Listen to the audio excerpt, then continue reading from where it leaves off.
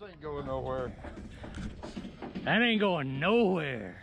Hey, it's Brock here from Rock Hill Farms, and today we're gonna go pick up an old Woods backhoe, see if we can find a way to get it loaded onto the trailer and bring it back here so that we can fix it up and get this thing operational again. One of the most popular videos I've done in the last couple months was working on getting my dad's old tractor started. He had a Toro tractor with a mismatched loader and a mismatched backhoe that when you put it all together, it looked funny, but it was actually pretty functional not that long ago. So we've got the tractor running. He's made a few repairs on it. Now we're gonna see if we can get the backhoe up and running. And even though it looks oversized, I'm gonna see if I can hook it up and run it on my little John Deere. So should be a lot of fun. Let's get started. Okay, so here's the tractor that we did the Will It Start video on, and that's what we're gonna start with, trying to load the backhoe with. And we can't pick it up with the 3-point because one of the 3-point lift arms is broken, and we're not sure if we can lift it high enough to get it on the trailer. So I brought some lifting straps, I brought a floor jack, and we're gonna figure something out. So, what do you know about this backhoe? Do you know it, like how old it is or the model? Or? No, I don't. I don't know anything about it other than it was a Woods. It was given to my dad because my uncle had bought a better one, and that's all I know about it. I've used it some. It does a pretty good job. I think Woods has been making backhoes for a long time. Yeah.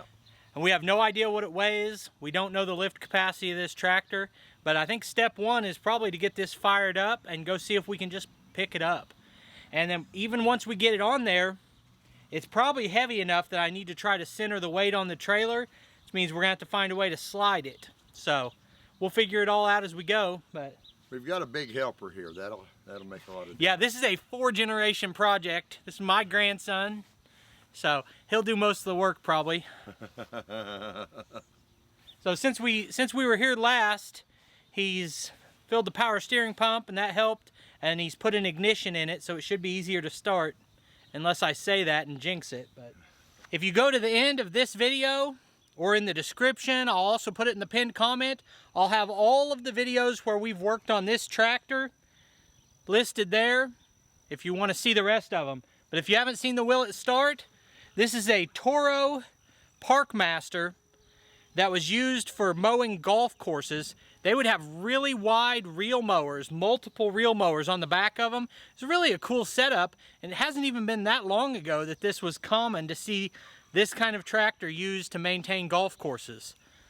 This one looks a lot different because it's been modified multiple times by multiple people, but it has a dual loader on it.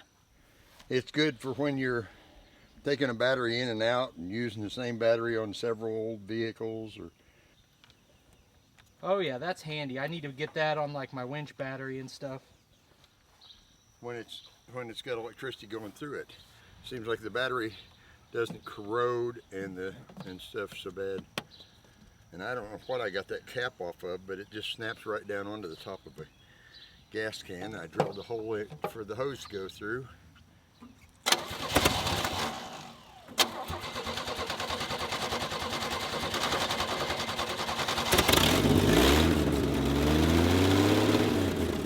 Alright, let's go check out the backhoe.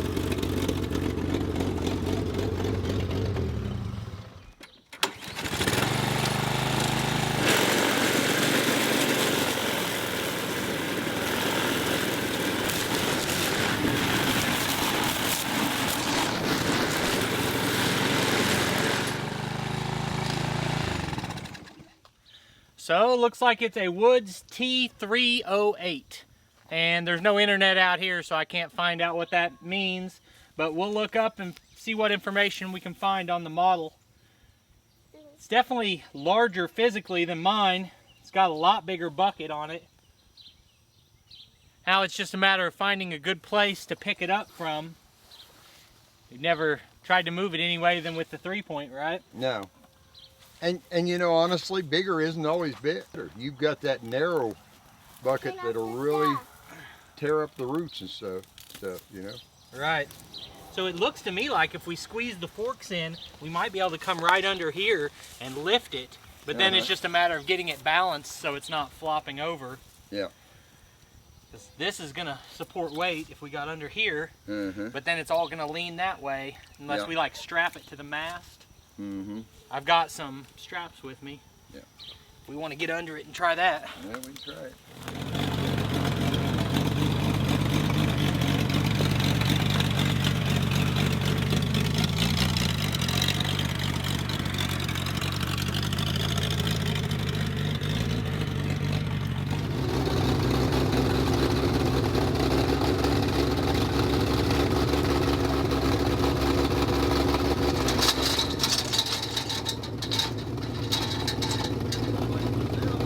Yeah. Figure this is the power steering one that broke. Now I don't know. This is short. So we have one belt that was, obviously all these belts are old and frayed. This one broke and I saw it break and start slinging around and it knocked the other ones off. We'll see if we can get the other ones on and maybe not have power steering the rest of the day. The pump is right down here. Oh, the hydraulic pump? Yes, if we've got the pump, we can probably operate it. Okay. Papa, why did So this belt doesn't look nearly as bad as that other one. But I don't know which one goes where. The one I've got and one you've got in your hand are both the same size and go on here. So we'll definitely be putting a couple belts on the list of stuff to get for this. what happened? But Belt the, pump, buddy. the only one that we can't run without for a few minutes is the one that turns the hydraulic pump. And he's just put that one back on. It doesn't seem to be in that bad a I'm shape. gonna bump the starter. That did it. It's on. Now, really need to have the second one on too.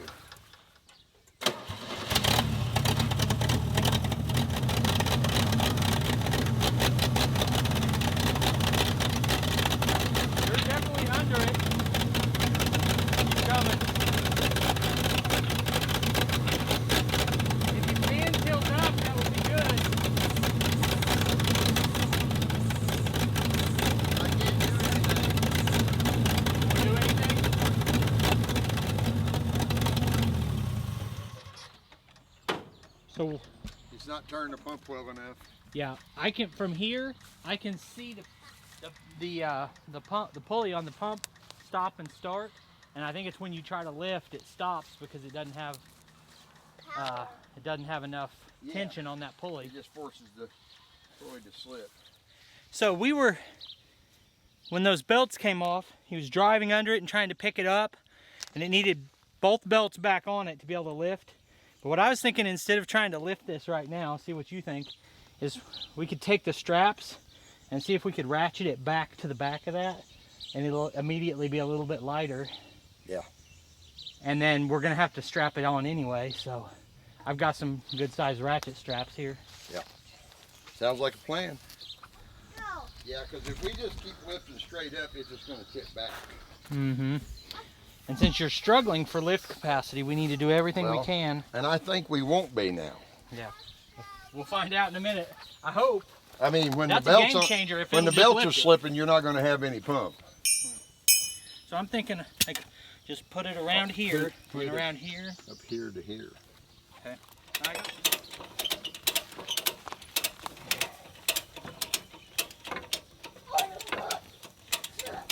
And the reason I was thinking down low, so I'd like it if it it didn't just slid. lean back, if it also slid. But we'll take what we can get, I guess. Well, now if I can tip the forks back, but see this end here, the bucket itself is just sagging down. We may have to tie it up. Yep.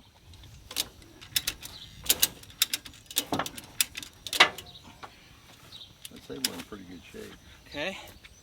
Now we're all the way back on the mast. Let's see if we can lift the boom.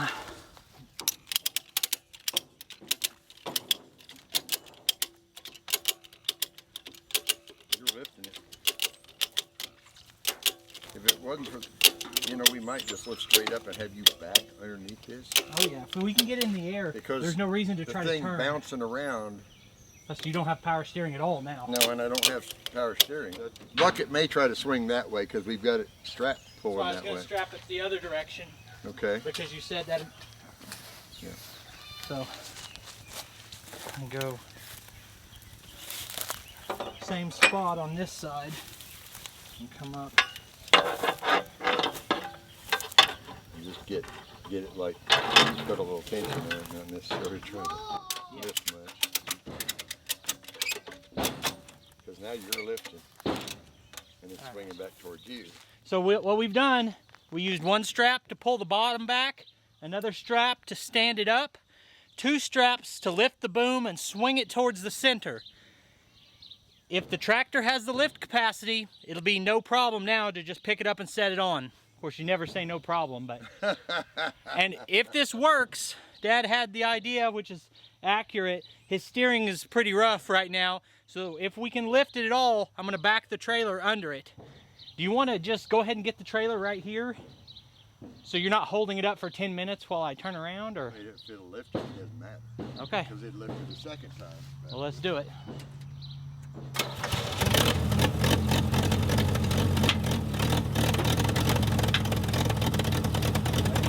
mean, it was trying to lift when the belts went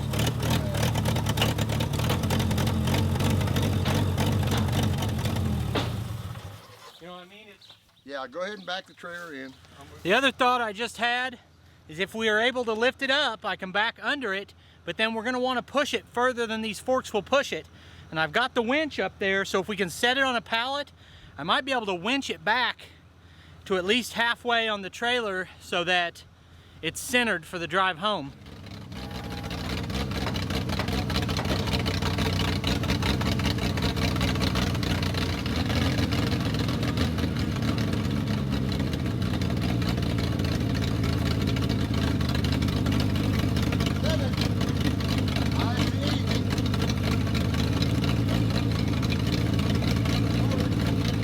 So I made a mistake not taking the ramps off because I didn't think it would be a problem. Well, it was, but we worked around that. Now the problem is getting the backhoe off of the forks, and it's gonna wanna slide down. I think it's gonna be getting it to not come off too fast is gonna be what the problem is. We've got this ratchet strap holding it up right now. You think let it down onto the I'm pallet? going to get another pallet for under the bucket. Okay. We'll lower this down as low as it can go. Then we'll release the strap. Does that sound like it might work? And from that point on, we should be able to pull pallet. And it doesn't have to be backhoe standing and up. all. This whole thing can fall down if it needs to, Yeah. because I can pick it up with lift straps when I get home. I'll go get the other pallet. I think we definitely will be connecting the winch to move this to the front of the trailer. So I'm gonna go ahead and power on the winch. And under normal tension circumstances, I'd be reaching in there and moving that with my finger. It's just because it's so super tight. Maybe I need to get it in a different position.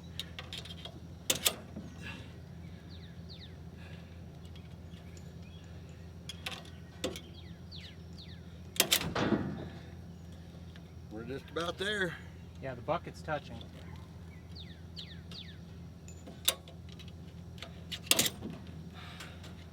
So instead of that sliding down, what's happening is it's pulling the boom in, which is fine, but that's one reason it's not moving.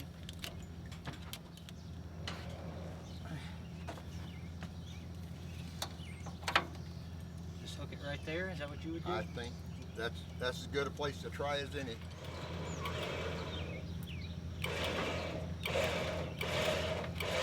Hey, hang on a second.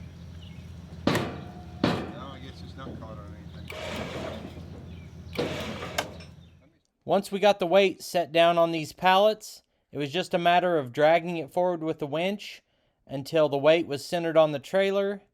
And that was a little bit awkward because the outriggers were trying to get hung up on the side rails, but really not too bad. This ain't going nowhere. That ain't going nowhere. So we got her all strapped down. There's a lot of bad hydraulic lines on this, and that's the only thing keeping it from functioning is leaky hydraulic lines. So it looks like they're gonna be hard to access and fix, but pretty sure we'll eventually get it all straightened out and see if we can run this thing. So I appreciate you taking time to watch the video. I'll put links over here to more of our videos, and I'll see you next time.